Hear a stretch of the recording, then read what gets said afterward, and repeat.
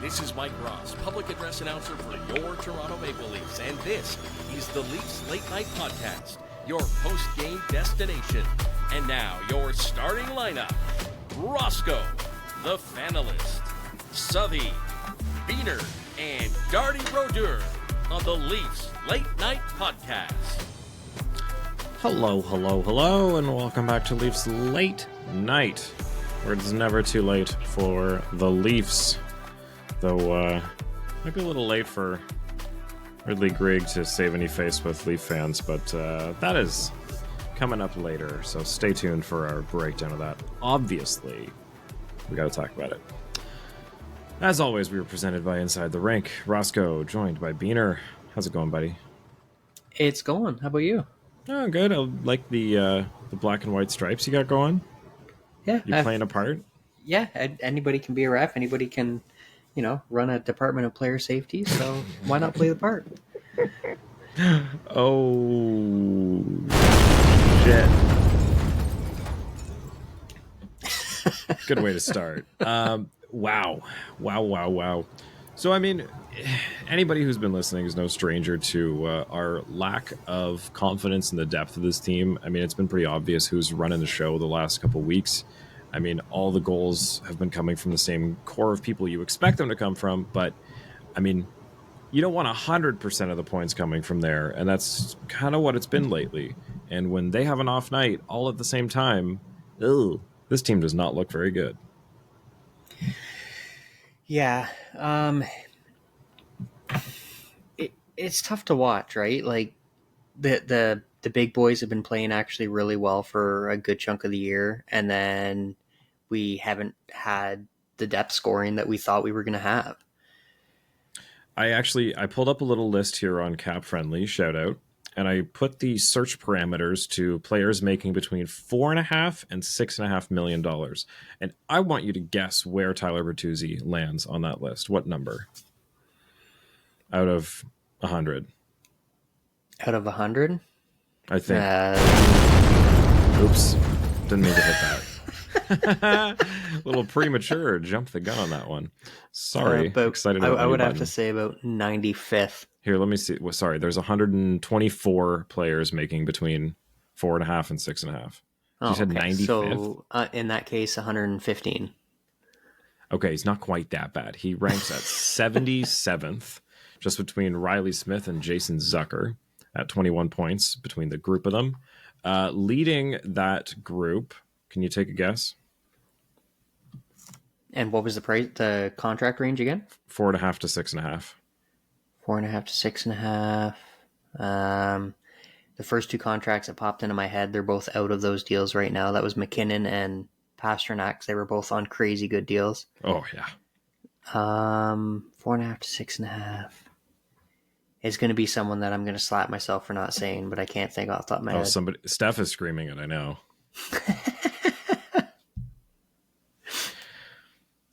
Okay, it's Mr. Sam Reinhart, $6.5 million on the dot. He's the highest earner here. Him and Chris Kreider, number 1 and 3, both making 6.5. Jake Gensel in second. So 64 points for Sam Reinhart. The reason I pulled this list up was just to kind of see where our dollar value lands. Because, I mean, we've been ripping on Bertuzzi a lot for underperforming, but I just want to see across the league for people paying that much, where does it land? And at 126 people, 77, it's just under the middle. So, I mean, not great, but there are a lot of guys that are underperforming a lot more, or performing worse, underperforming better. I don't know how to say that. Josh Anderson sucks, is what I'm trying to say. He's making a lot of money to score fucking 6 points this season, or whatever it is. So, I mean, yeah, to bring it back, the depth hasn't been there, and unfortunately the money is spent on it isn't paying off. So that's why this trade deadline is going to be interesting, because where the Leafs currently sit, when you drop 3 of 4 games to Ottawa that you shouldn't, that drops you down to 4th in the Atlantic under Tampa.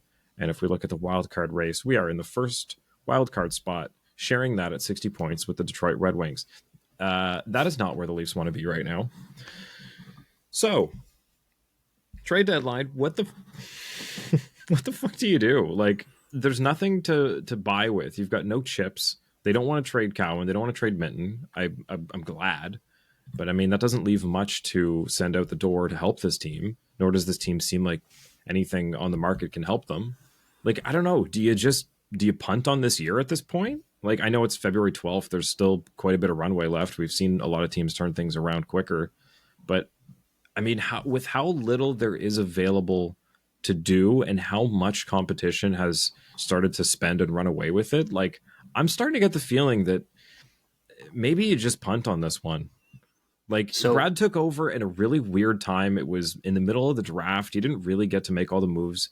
A lot of people were off the board trade wise, and there wasn't a lot available. Like, I don't think he got to do everything he wanted to.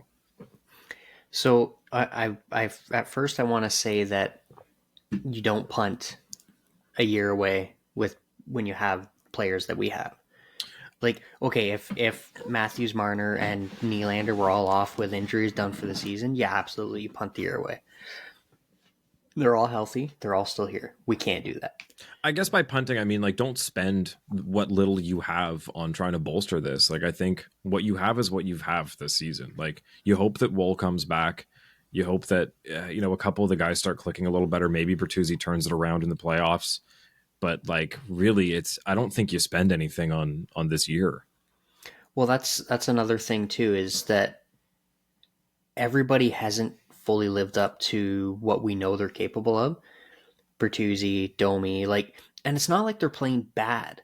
We've said this multiple times. It's not like they're out there. Bertuzzi's given 150% every night. Yeah, they're not pulling a fucking score in skills competition. They just can't do it.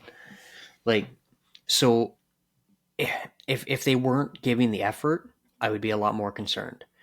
It sounds silly. It sounds like I'm looking at everything with my Leaf glasses on, but there is a possibility for this to change very quickly without doing a damn thing.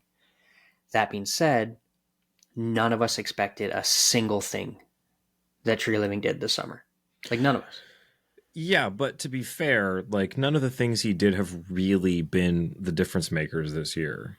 Like, but like, how many times have I said over the last handful of episodes, this is everything that Keefe didn't get before. He always got the cardio kids that, skate, can't bury. Now he's gotten a little grit and he can't still do anything differently. So you're turning this around on it doesn't matter. I guess you're trying to give Keefe what he asked for to show that it doesn't matter, that's not the problem. And yet again, I don't want to advocate for someone losing their job, but we've got a pattern here. Like, we really, really do. That a lot of the times it seems like this team doesn't have the structure to play games properly. Okay, just to give a little credit to Keefe here, some of the guys that were brought in, I'm looking at points, and just if you're looking for the new guys on the team, just go to the Leaf stats and hit points and search by lowest, and they're the bottom 6 guys, basically. So, aside from Bertuzzi and Domi. So, I mean, you've got Lajoie, obviously, is a new guy here, 0 points, only played 4 games. Ryan Reeves, 25 games played, 2 goals, minus 12, 20 penalty minutes. We've got him for another 2 years. That's something that, like, to Trey and Keefe's credit, he was still kind of there last year and has been quite sought after the last couple seasons. And I think we just got, like, the end of the pie. Like, there was nothing left of him by the time we got him. Which, I don't have any way to defend that signing because I do not like that signing whatsoever. 3 years is insanely long. Benoit, been great. Goal and an assist in 36 games. Cool. It's 2 points, but that's 2 more than he needs. We would have signed him at 0 points. Lagesson, same deal. I don't need to see much out of him. Then we get John Klingberg. 14 games. He's got 5 points. Anybody who's following, John Klingberg still has more points than Ryan Reeves. He has 3 more points than him in half the games. And he only has 1 less point than Gio, who we just found out is hurt, and so is Connor Timmins. So this entire bottom here, like, you can put a giant fucking cross through this except for Simon Benoit. None of this is usable. Mm-hmm. Like, what are we doing? But you go back to every season previously, and you'd have 4 or 5 different signings or call-ups or draft picks or whatever from Dubas. That was the same thing. So, I don't know. I guess the point here is, like, unless you move somebody like one of the defensemen who's not working out for somebody that has term, like you're making an improvement for this team for the next 2-3 years, that I can get behind, but there's not much you can sell, so I don't see many teams that'll swing on that. Unless Robertson and Nyes and Bertuzzi all kind of finally figure out what they should have a month and a half ago. I mean, Nyes has gotten better, but I just don't think he's at, I mean, I guess he's at the level that he should be at his age, but not where they need him to be for the team at this stage right now. He's you can't trade him. He's at the level where he should be for his development, but you need to start giving him a little bit of rest. I'm not saying load manage him or anything like that. Just, okay, you want him on the top line. Don't play him the full 25 minutes that you're playing Matthews and Marner. Like this but past then who game do you against... put there? Like, that's what I'm saying is he's playing to his development level, but he's filling a role that he can't fill 82 games. Well, Nicky Bobby has been playing on average, 4 minutes a night when he plays? Like, the guy's scoring and he gets no ice time. What is Spread it out more. Like, this past game was the first game, I think, in probably 4 or 5 games that he got over 10 minutes. Yeah, he's averaging 11 right now, but that puts him, like, behind Noah Gregor. And he had 14 minutes this past game. Wow. Yeah, they're really not playing Robertson. No. So if you can, and I guess this comes down to Keefe and who he's going to play, Coach. but like there's a couple guys that if they can figure it out, sure, you have a shot, but like I just really, I'm trying, I guess, internally not to get my hopes up that like this is a year where I'm expecting a run out of this team. If anything happens, it's going to be because these guys go playoff mode, and it's the opposite of what we've seen in the last couple of years where like, oh, this is a steamroller through the regular season. They have to be able to continue this into the playoffs. And it's just not been the case. So unless the opposite happens this year, like I don't know. I guess I'm just not getting my hopes up. But with... Not to be negative. I don't know. Not every year is the year. No, but every year you should have the optimism that every year could be the year. Like that's the whole point of fandom, right? Yeah, I mean, I'll get behind Matthews potentially and probably winning the Rocket, knock on wood. Like there's things to be excited about this year.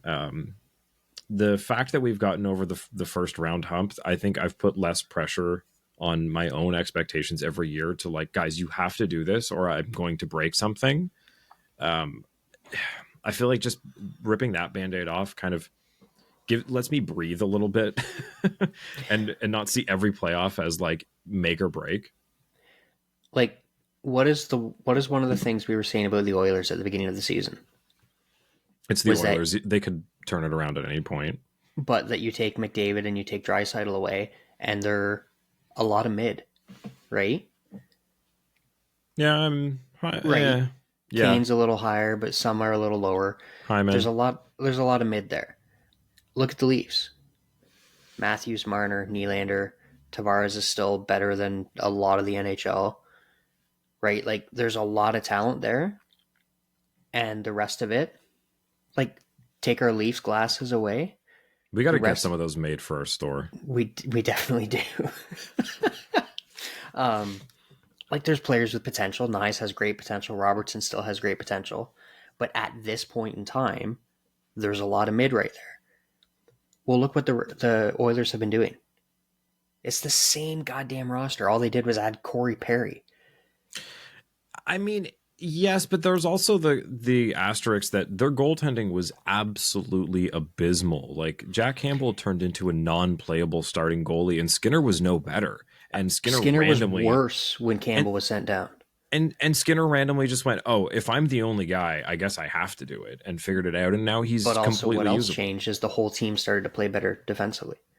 Yeah, definitely things changed under the coach. But I think like you can't attribute Skinner's play to just a coaching change. I mean, I guess, but fuck, man, that's a lot of to put on one guy just because he's McDavid's junior coach. Like Skinner was playing poorly, but he was also facing a ton of high danger chances against. Yeah. Like if you limit shots, like I can stop shots from the blue line. You put shots down right in the slot with someone who's been shooting 200 pucks a day for 20 years. Yeah, I'm not going to stop that. But I mean, you saw some of these goals they were letting in. It wasn't like it was high danger stuff. Like him and Jack were letting in beach balls. Mm-hmm. But when you have absolutely no confidence because all you're seeing is shot after shot because your team doesn't give a shit, they're not playing any defense. Like, I'm not saying that's all of it, but they do go hand in hand. Good coaching and good goaltending. Show me a good coach, I'll show you a good goalie. Okay, so let's bring that back around to the Leafs. Sammy has been back, but the last 2 games are the first time since he's been back that I've seen him look around behind him multiple times to see where the post is, and that shit freaks me out.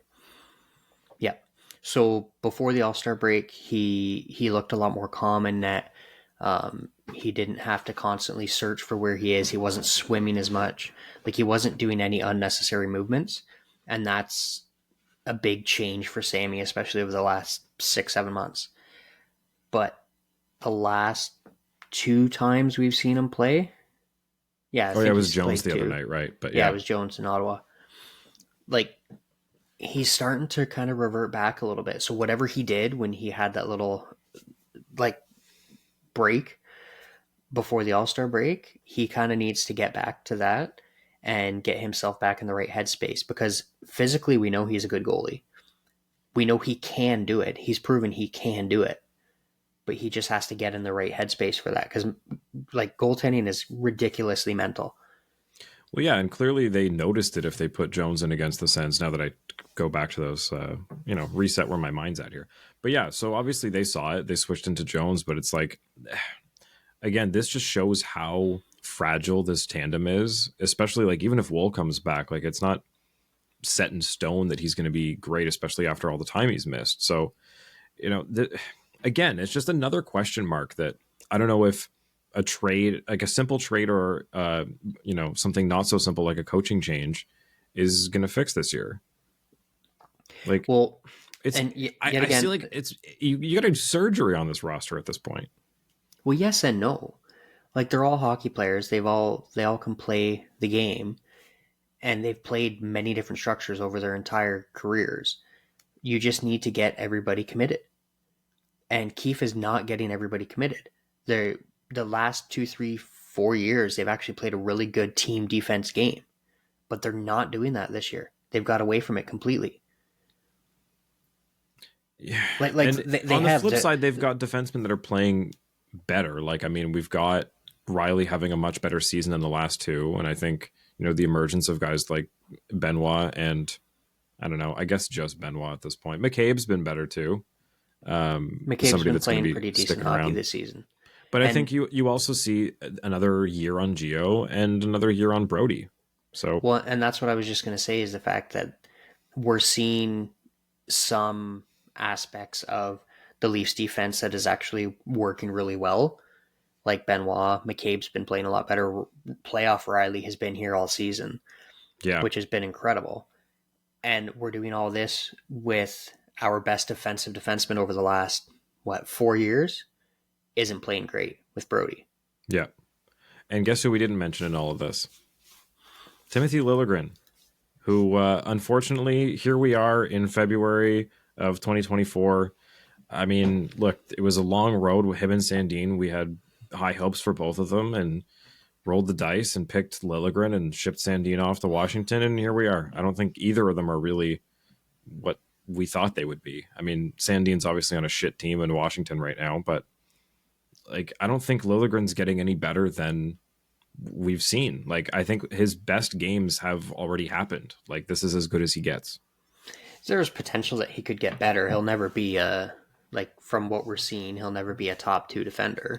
Well, I didn't think he'd be top 2, but I don't think he's even going to be a top 4, like, unless something clicks or they get him a better partner and the team starts playing better defense and he's in better situations. Like, it's going to take a lot, because where they've got him and playing with Giordano all these nights, like on the bottom pair, like, they're just not putting him in positions to develop properly in the NHL, and they're just kind of turning him into a 6th defenseman, and that's looking like what he's going to be.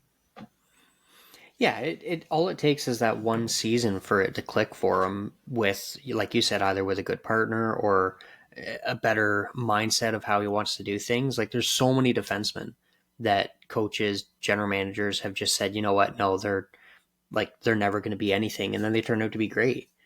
Like, there was doubts on Thomas Coberley when he was drafted. he turns out to be one of the best defensemen on the Leafs for years. Yeah, he probably should have been a winger, but Well, yeah, so should Erik Karlsson.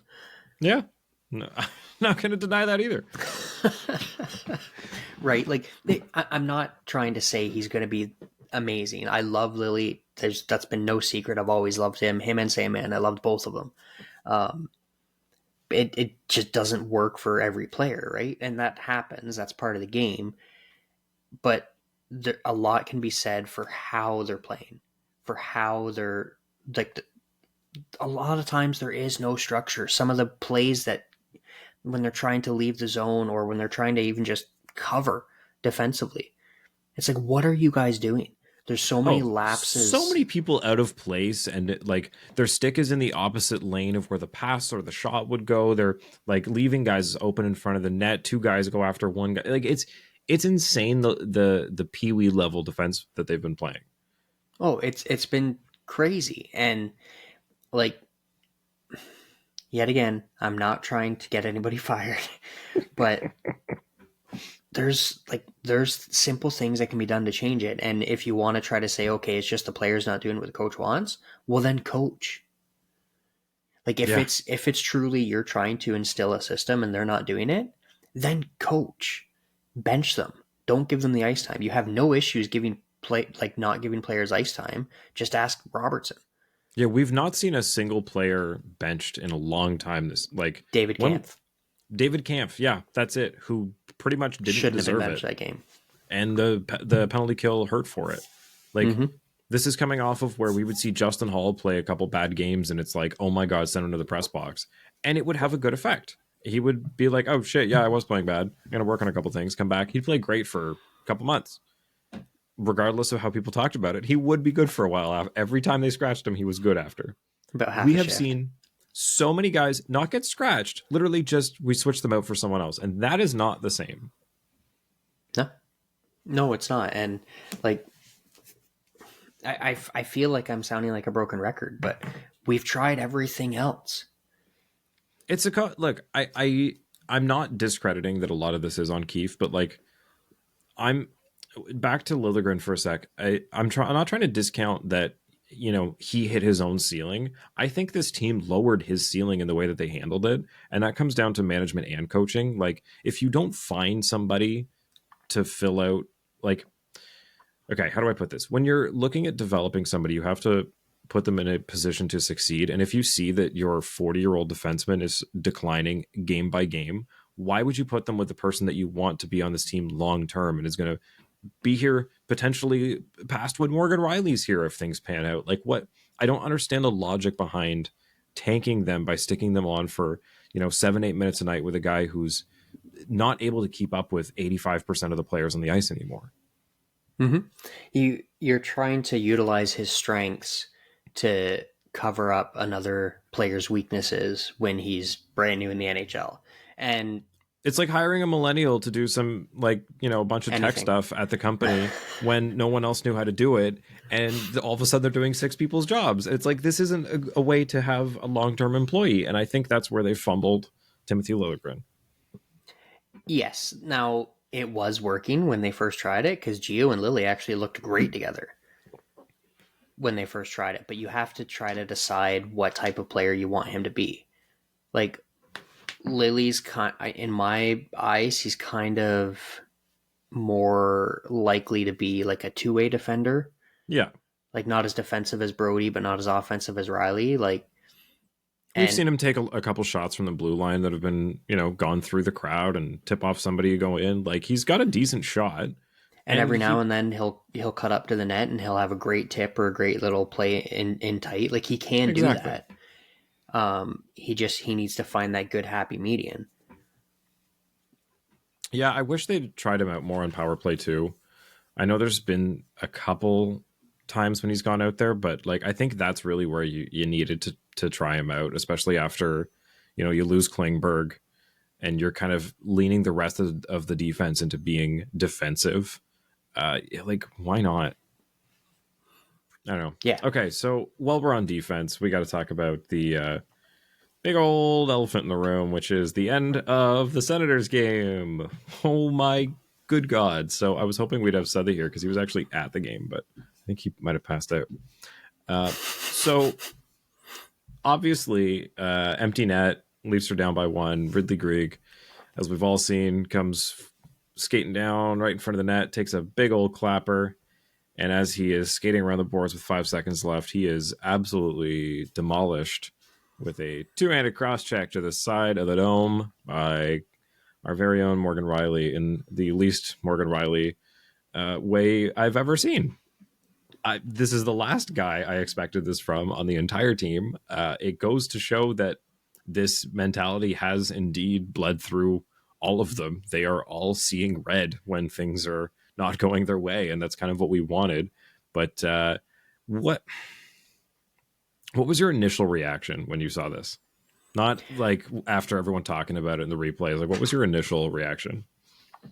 So I'm kind of playing the role of Matt Barnaby on this one because I can see both sides of it and I like both sides of it. I am an agitator, so I would be Ridley Greig winding up for a full out clapper on an empty net because that is something I would do just to try to rub it into the other team because when I'm on the ice, I'm quite an asshole.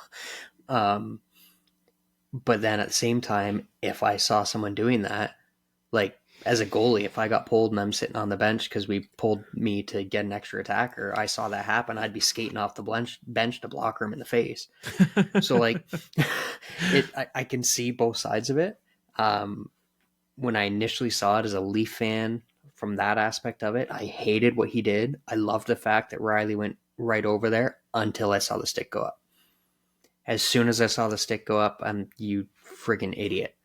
With Peros in charge of player safety, this is probably going to be close to 10 games. Yeah, my guess was 7. Which is absolutely ridiculous. He's got no history. It's just like the Spezza thing, right? Yeah. Like what should be a fine is not going to be. Everybody all over SiriusXM, they've got to make an example out of him.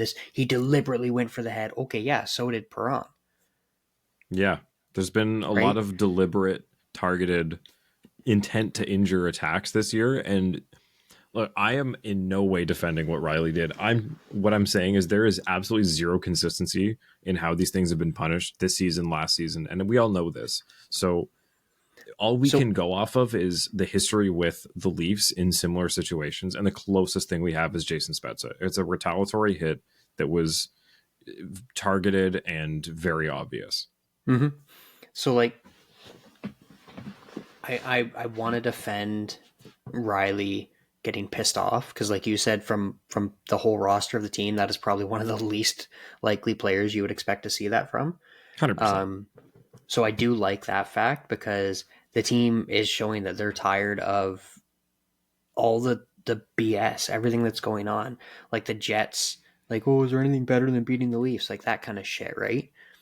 They're done with that, which is good. That's the next step of the like you want that evolution as your team, but you go about it a different way. You hammer them into the boards and then you scrum it up on the ice, or you grab them and throw them down. You don't cross check someone in the face.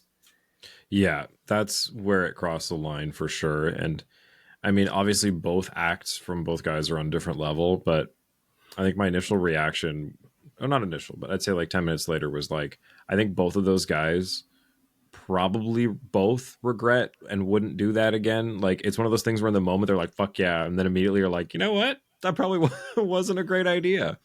Or like if you're going to cross check him, break your stick over his arm. Yeah. Like it not was that it's so, right, but when the guy doesn't see it coming until the last second and can't protect themselves, like that's the last time you expect to get cross-checked in the face.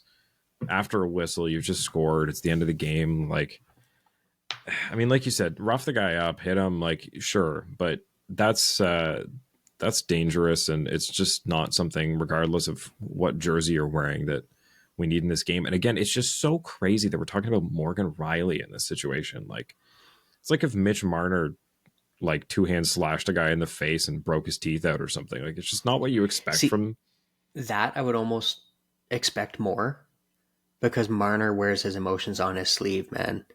It's true, but you don't see either of them as being like violence first kind of guys. Like, it's not how they handle things. Like, I'd see Marner talking shit and like really getting up in someone's face and laughing and being really good at chirping sooner than I'd see him like choose violence. And yes, but that's how I feel about Rielly too. Apparently Rielly's a really good chirper on See, that note. I figure. But I just think, like, as someone who has had issues in the past dealing with their emotions, like as a kid, I would get so angry I would burst into tears immediately. Like, I can understand the craziness of intense emotions. So, like, we've seen Marner break into tears. Yeah, we true. know how much he loves this team and how emotional he can get. And I'm not saying that's a bad thing. Just of either of the two, I could see him losing it because of that fact. That's fair. So I guess what this really comes down to is how many games, like you said, it's close to 10. I'm thinking 7. And how much is this going to affect the team? Because like we've been saying up until this point, the defense has been shaky as shit, and he's been this most solid thing every night. So now reports are we're down Timmins and Gio. So that's, that really limits who you've got. I think they did actually say who was at practice tonight. I'm just going to pull it up. Well, they called up LeJoy or LeJoie, however you want to say it. Yeah. So to me, this might actually work as almost like a best case scenario, because it really, really shows you what you have when you lose your best defenseman. And I'm really, really hoping we see Shanahan or Keefe or someone just snap. Like, Keefe made a couple comments almost sort of calling out the Department of Player Safety. Like, I just want to see Shanahan come out and say it. Or Trey Living or someone, right? Like, aside from Keefe, the GM and the president, neither of them are short of money. Yeah, really. Just looking here from David Alter, Jake McCabe taking PP1 at practice. And what do we got here? Brody Liljegren. There we go. Benoit McCabe, Lagesson Giordano, Rielly Lejoie. So it'll probably be Lagesson and Lejoie, because I was pretty sure I heard Giordano was out. But it says Timmins is ill. And I thought, here, Keefe says they'll see how Giordano and Camp should be okay for return tomorrow, but we'll see how they feel in the morning. Mm-hmm. Timmins remains ill and will not play tomorrow. Okay. And in other news, Joseph Woll was back on the ice at practice. So not soon, but soonish. Yeah, like those are the next steps, right? Getting him on, getting him in his gear, doing the movements, just seeing before you try to stretch anything. And even the team defensive structure from the game he got hurt, like, that is why he got hurt. Yes, it's amazing that you can go and you can make those incredible, post-to-post saves, stretching across and robbing guys, because that's like every fan loves to see that. But at the same time, you shouldn't have to do 3 or 4 of those in a 2-minute span. No. And look, again, if we're looking at the shitty decor that we're going to have to go with, Brody Liljegren, Benoit McCabe, Lagesson, and I guess it's maybe Gio if he's okay. So Lagesson, Gio, that's going to be in front of what, an unconfident Samsonov or Martin Jones, who's been really, really 50-50. Like, one game he can be great and the next it's like whatever. So my God, I don't love this. Let's just say it's 7 games. Okay. St. Louis, Philly, Anaheim, St. Louis, Arizona. Okay. That's not bad. That's really not bad. That's 5. And then we got Golden Knights and Avalanche for 6 and 7. And then if it goes 8, Golden Knights again. So really, they should be able to handle 2 games against St. Louis, a game against the Ducks, and a game against the Coyotes. Flyers, who knows? But they should be able to handle those games without Rielly. Like, it couldn't have come at a better time, because the back half of their schedule sucks. And this seems like the only easier stretch based on the current standings that they have. Yeah. Like I said, I think this is going to come to a head. It's going to be some drastic suspension, 7-8. I honestly wouldn't even be surprised if they gave him 10 games. If they give Which him 10, sounds asinine. they're definitely going to appeal it. Like, they're going to appeal it either way, but if it's 10, they would have to, and I'm sure that goes down just because I think what you get into there is the Leafs, I know they can't take this into account, but like, I don't think Bettman's going to want Parros sending a message with a high-profile player on the Leafs where people are going to protest with their money when things are getting bullshit. Well, what do you mean by protest with their money? Like, if people are going to start, not going to games or something when Rielly's not there because of like how bullshit if it's 10 games and they uphold 10 games, like, you're going to see some sort of backlash to that I don't think Bettman's going to be. Like, I'm not advocating for the Leafs getting special treatment. I'm saying like 10 games to make an example out of Morgan Rielly seems like a stupid thing to do. Like, just for the marketing of the game. I understand what you're saying, but Bettman's already proven he doesn't give two shits about Canadian teams. That's fair. And with the history of the Leafs, you could bench Matthews for 2 months and they'd still sell out. But, I mean, look, the guy that you just sent to the All-Star game is the person you're going to make an example out of for something that's not as, I don't know. Again, I don't want to sound like What NHL team ended Parros' career? Yeah. I'm not trying to sound like I'm defending the hit. I still think it was, like I said, it was over the line. It's dangerous. It's uncalled for, and it's unsafe. He 100% deserves games. Yeah. He 100% 2 or 3 games, but he's going to end up getting like 10. Like, it's in person, so we know it's at least 5. Yeah. 10's excessive. 7, I would be like, fine. Sure. Whatever. See, I would say fine, sure, whatever, if there was consistency and if the next guy that did this got the same thing. But it's not going to happen. It's not. It's definitely not. Okay, so, I mean, we went over what our next games are. We've gone over the lineup. This has pretty much been where the Leafs are now because, man, it's been a weird time. Slow part of the season. Things have been very shaky, and no one knows what's going to happen come trade deadline. So, yeah. Just our thoughts up until now, I guess.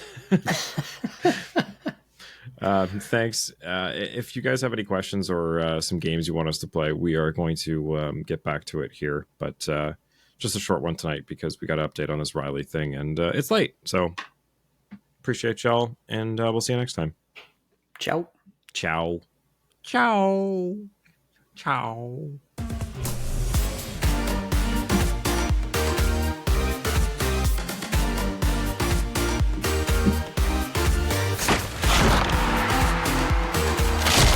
Follow us on Twitter and Instagram at Leafs Late Night, your night of post-game podcast.